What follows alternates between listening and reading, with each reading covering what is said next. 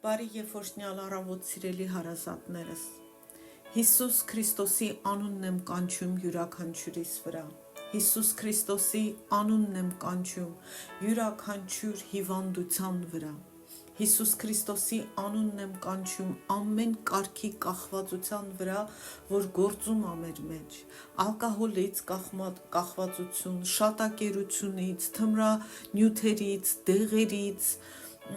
ծխախոտից, սեքսից, գումարից, ամեն ինչից, որտեղ կա կախվածություն, հեռախոսներից, հեռուստացույցից, նորությունից, քաղաքականությունից, ամեն բան, որտեղ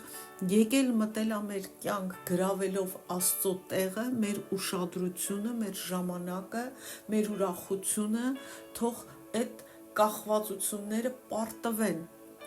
զրոյանան Հիսուս Քրիստոսի անունով, ինչպես նաև հիվանդությունները,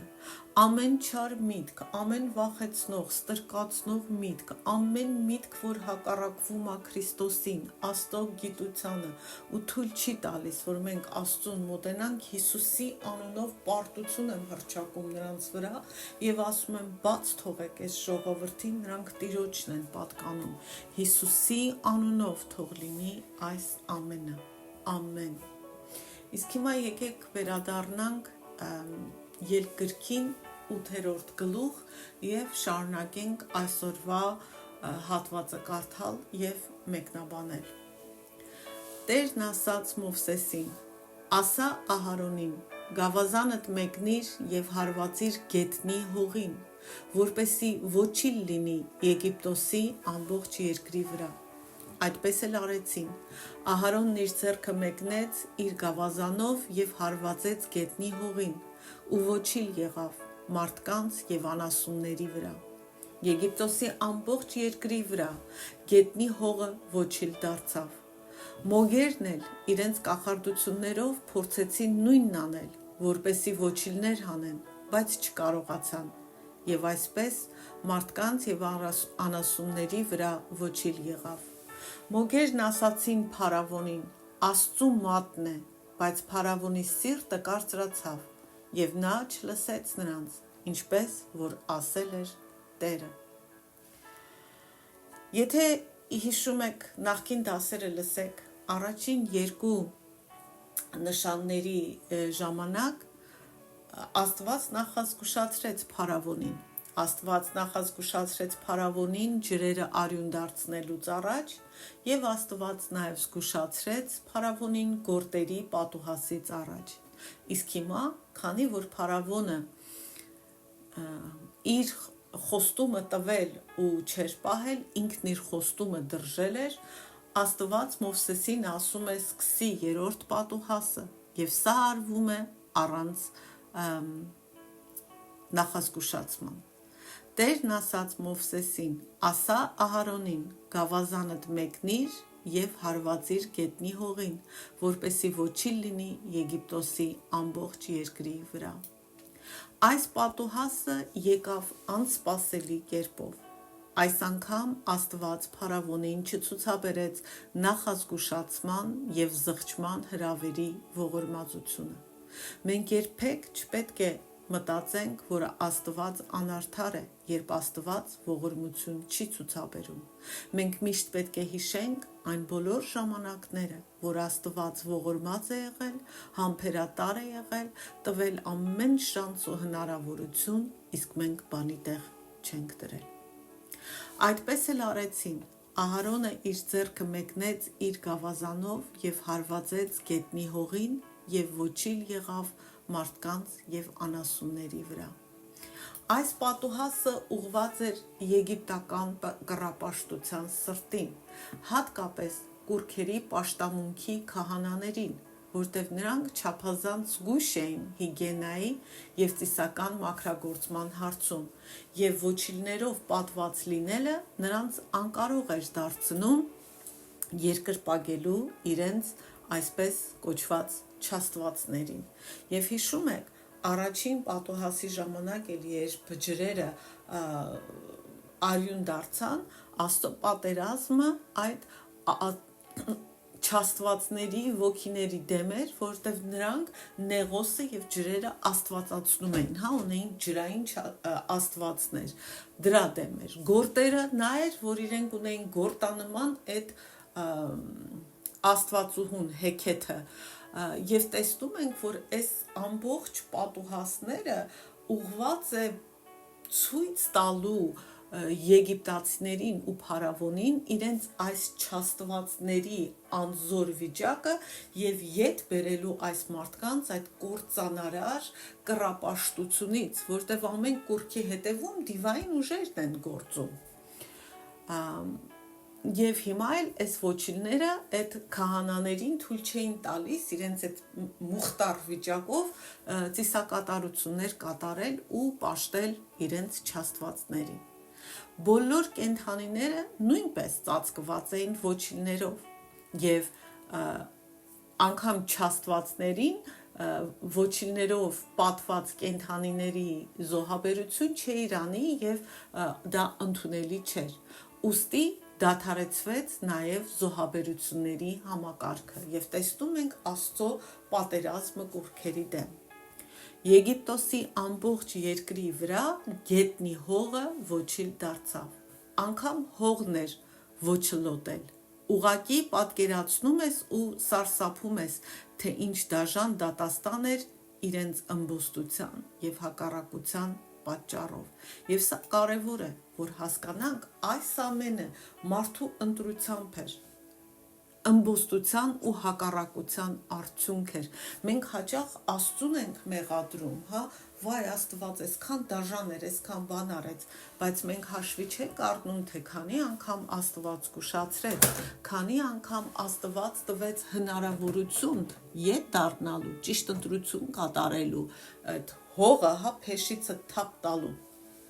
Բայց մարդը այդպես էլ չընդունեց, ինչ պատճառով, մեծամտության պատճառով, գոռոզության պատճառով։ Մոգերը նորից փորձում են կրկնօրինակել ու նույն հրաշքը անել, բայց չի ստացվում։ Մոգերն էլ իրենց կախարդություններով փորձեցին նույնն անել, որպեսզի ոչիններ հանեն, բայց չկարողացան։ Եթե նախկին դասերից հիշում եք, 3 դեպքերում նրանք կրկնապատկեցին, օգտագործելով խավարի դիվային սատանայական զորությունը, երբ Ահարոնի գավազանը այդ կոկորդիլոսանման կենդանին դարձավ, մոգերը կարողացան իրենք էլ օծեր ստեղծել, հա, իրենց կախարդությամբ։ Նույնը կարողացան, երբ ջրերը արյան վերածվեցին, իրենք էլ կարողացան ջրերը արյան վերածել։ Եվ նույնը գորտերի հարցում կարողացան։ Եվ բոլոր դեպքերում մենք ասեցինք, որ հետաքրքիրը այստեղ կարևորը նա է, որ իրենք բարին չեն կարողանում անել։ Սատանայի ուժը բարիքի համար չի կարող լինել։ Նրանք միայն կարողացան չարիքն անել, բայց չկարողացան ասենք Ահարոնի գավազանի օծը կուլ տվեց իրենց օծերին, իրենց օծը չկարողացան վերացնել Աստծո արած հրաշքին, հա, իրենք կարողացան արյան վերածել, բայց չկարողացան մաքրել գետերը, իրենք կարողացան գորտեր ստեղծել, բայց չկարողացան վերածել գորտերը, այսինքն նրանք այս կախարդները կարող էին օկուլտիստական, կախարդական, դիվային, սատանայական զորությունը օգտագործել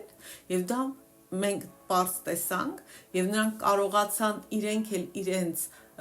գավազանը օծի վերածել, ջուրը արյան վերածել, գորտեր շատացնել, բայց ոչիլների հարցում չկարողացան։ Նախ հասկանանք, որ սատանան միայն կրկնօրինակում է, անում է այն, ինչ տեսնում է, որ Աստված է արել։ Սատանան արարելու, ստեղծելու ունակություն, կարողություն չունի, միայն Աստված է արարիչը։ Բայց սա նաև ցույց է տալիս, որ որքան էլ մեծ լինի սատանայի զորությունը, ու մենք չենք կարող ժխտել, որ նա որոշակի զորություններ ունի, բայց սա ցույց է տալիս, որ այն սահմանափակ է եւ բավականին շուտ է հասնում իր սահմանին, իր վերջնակետին։ Մոգերը ասացին փարավոնին, Աստծո մատն է, Տեսնելով իրենց անկարողությունը, մոգերը կարծես խելքի են գալիս, սթափվում են։ Երբ մոգերը ասում են փարավոնին, որ սա Աստծո մատն է, սա ցույց է տալիս, որ մոգերը հասկանում էին ու գիտեին, որ կա մի ուժ, մի զորություն, որ ավելի մեծ է, քան իրենցը։ Սակայն դա մի զորություն էր, որին իրենք չէին ճանաչում, չէին պատվում և չէին ծառայում։ Եվ իրականում մեր Աստված զորություն չի, նա զորություն ունի։ Մեր Աստված անձ է, կենդանի, իրական, հավիտենական և մոգերը սկսում էին հասկանալ, որ իրենք այդ զորությանը չէին տիրապետում և չէին տիրապետում, քանի որ զորության տիրոջը Աստծուն չէին ճանաչում, չէին պատվում, չէին երկրպագում և չէին ծառայում։ Նրանք ամբողջովին ծառայում էին խավարի թագավորությանը, խավարի ուժերին։ Գուցե ակնկալեինք, որ փարավոնը կլսեր իր իսկ ծառաներին, իր մոգերին, իր կախարդներին, բայց ոչ։ Փարավոնի սիրտը ավելի կարծրացավ, և նա չլսեց նրանց, ինչպես որ ասել էր Տերը։ Աստված, հիշենք, սրտեր քննող Աստված է, և ի սկզբանե գիտի, թե ինչպես ենք մենք արձագանքելու, թե պատմության վերջը հետո ինչ է լինելու։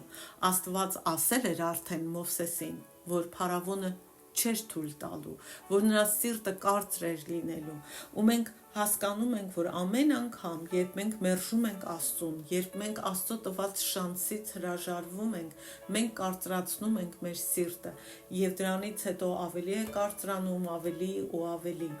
Ու նաև ասեցին, կա դեպքեր, երբ որ Աստված է կարծացնում, բայց այդ ամենը տեղի չի ունենում առանց մեր ցանկության։ Մենք Աստված ուղղակի մեզ հաստատում է մեր ցանկությունների մեջ։ Փարավոնի սրտի կարծրությունը երևում է նրանից, որ նա նույնիսկ չէր լսում իր սեփական խորհրդականների վերլուծություններն ու խորհուրդները։ Չկար որևէ ողջամիտ պատճառ, թե ինչու նա համառորեն դիմադրում և մերժում էր Տեր Աստծուն։ Բայց գիտեք, երբ դիվային ուժերն են գործում մեր մեջ, ողջամտությունն արդեն չի գործում, որտեղ երբ մենք մեր սիրտը կարծացնում ենք, երբ մենք թիկունքով ենք դառնում Աստծուն, երբ մենք մերժում ենք նրա ոնց որ ապաշխարության զղջման մեկնած ձեռքը, մենք ավելի ու ավելի գերի ենք դառնում հենց սատանային, ում զորությամբ մենք այդ կախարդությունները գուցե անում ենք, չհասկանալով, որ մենք գերի ենք։ Փարավոնն ինքն իրեն Աստված էր կարծում, բայց իրականում գերի էր սատանային և խավարին, և այդ խավարն էր նաև իրեն դրդում, որպեսզի հակառակվի Աստծուն, որովհետև հիշենք, ինչպես Հիսուսը ասաց, սատանան գալիս է գողանալու, ավերելու և սպանելու, նա չի գալիս մարդու փրկության համար, մարդու փրկության համար եկավ միայն Հիսուս Քրիստոսը։ Սա կարևոր է, որպեսզի մենք հասկանանք, սա կարևոր է, որպեսզի մենք չխաբնվենք, սա կարևոր է, որպեսզի մենք հաղթական կյանքով ապրենք։ Հաղթական կյանքի միակ ճանապարհը Հիսուս Քրիստոսն է։ Դա է ասում Աստվածաշունչը։ Աստծո դրված օրենքն ու կարգն է։ Ընդունիր Հիսուս Քրիստոսին, այսօր ապրկության օրը, այսօր ապաշխարի, այսօր դարձի արի, այսօր ծնկի Տիրոջ առաջ։ Աստվածաշունչը ասել է, Տերն ասել է, միևնույնն է, ամեն ծունկ ծալվելու է Հիսուսի առաջ, ամեն ծունկ դավանելու է, որ նա է Տերը, որ նա է Թագավորը։ Բայց ինչի ուշ լինի քեզ համար, սիրելի մարդ։ Սիրտդ մի փակի, սիրտդ մի կարծրացրու, մի ասա վաղը, թող այսօր լինի քո փրկության օրը։ Հիսուսի անունով աղոթեցինք։ Այսքանը այսօր կարճ կլինի, վաղը կշարունակենք։ Օրհնյալ օր եմ բոլորիդ մաղթում, Հիսուսի արյան պաշտպանությունն եմ կանչում յուրաքանչյուրիս վրա և Տիրոջ լույսը, Տիրոջ շնորհն ու ողորմությունը։ Տեր ողորմես և ամեն մեկի իրավիճակում գործես, օգտագործես ամեն իրավիճակ, ամեն մտածելակերպ ու բերես քո լույսը, բերես փրկությունը, Տեր ջան, որպեսզի ազատվենք խավարի ստրկությունից, որպեսզի սատանայի ստրուկը չլինենք, Սատանան չկարողանա մեզ մեր դեմ օգտագործել, մեր ձեռքով, մեր կյանքերը խաթարել, մեր ձեռքով անեծք բերել մեր կյանքերին, մեր ձեռքով մեզ զրկել փրկությունից, հավիտենական կյանքից, Աստծուն էստեղ ճանաչելուց եւ հավիտենականությունը Աստծո հետ անցկացնելուց։ Տեր ողորմի ինքներս մեզանից փրկի մեզ։ Ամեն։